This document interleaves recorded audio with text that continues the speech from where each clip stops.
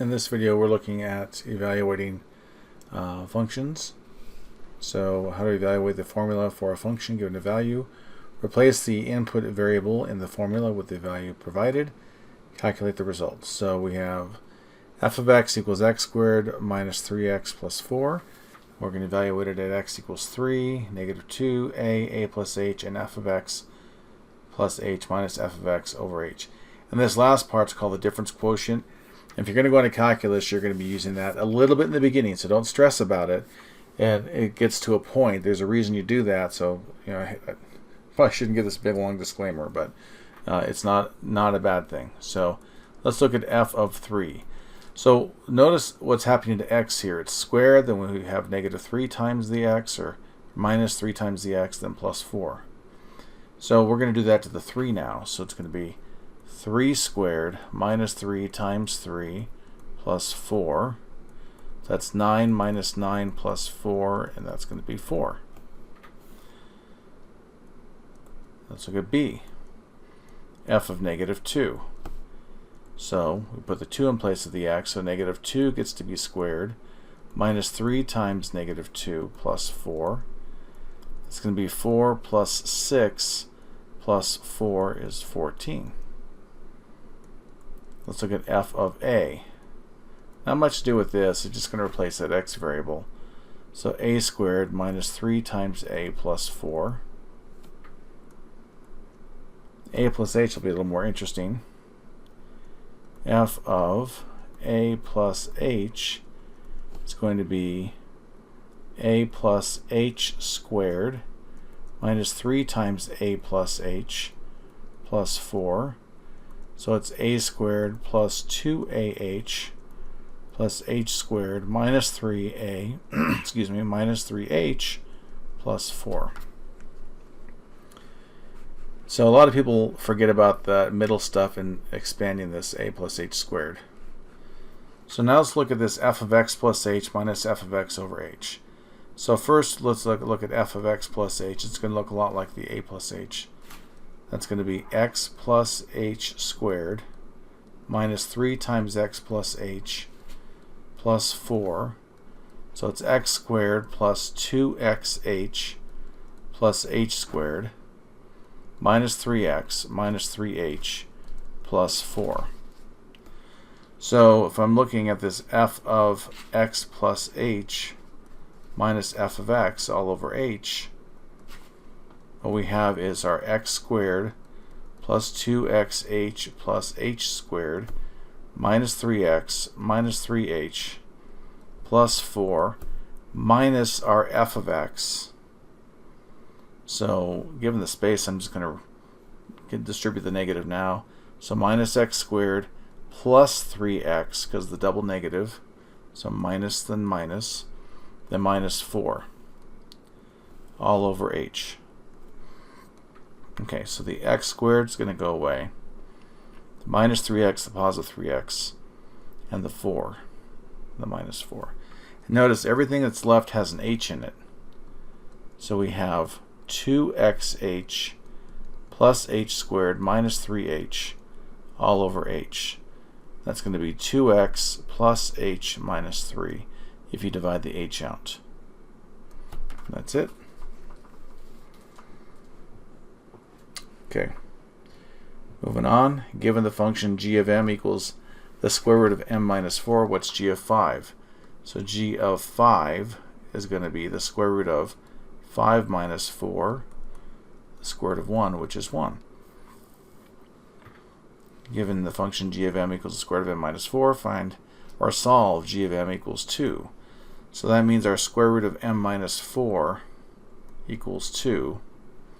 And we want to undo the square root so we can get to that variable.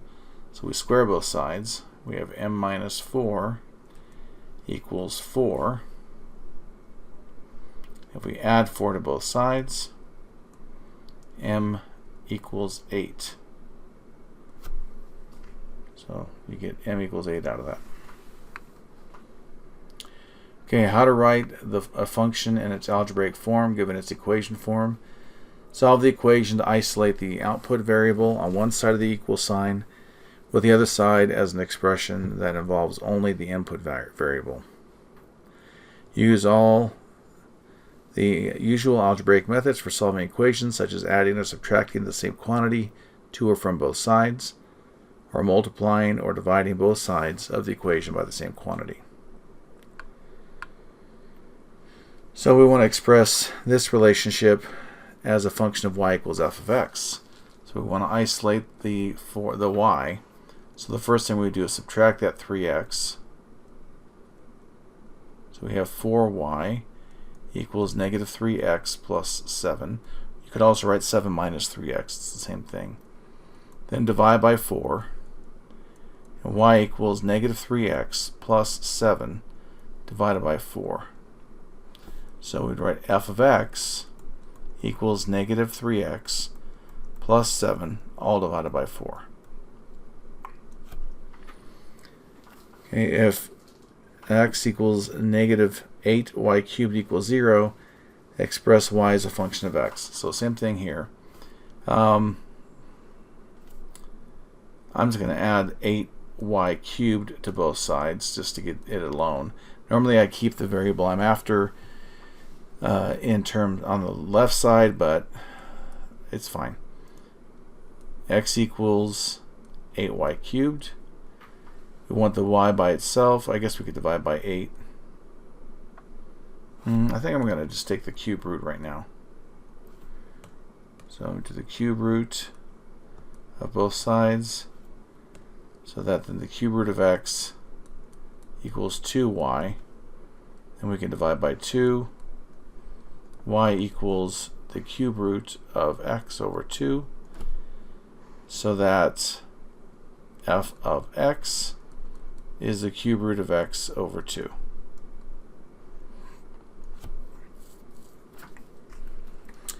Okay. How to identify the input and output values from a table. So find the given input in the row or column of the input values.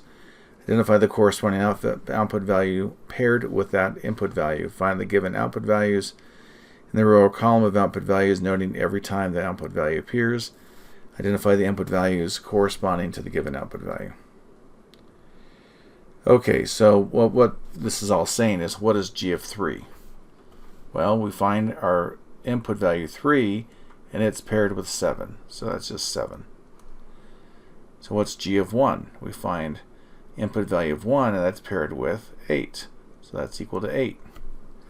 And then g of n equals 6. So we notice here's a 6, and that's paired with a 2. So n equals 2.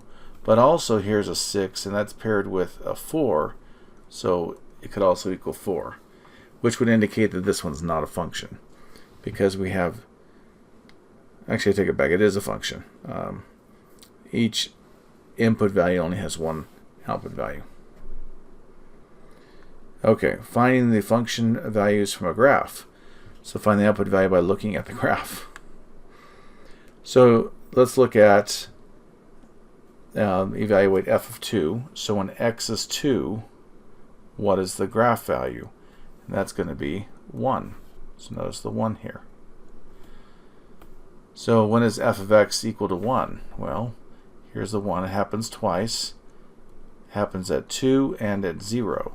So when x equals 2 and 0. And solve f of x equals 4. So come across here. It happens there and there. So at negative 1 and 3. So when x equals negative 1 and 3. That's it. And we'll stop there for this part of the lesson.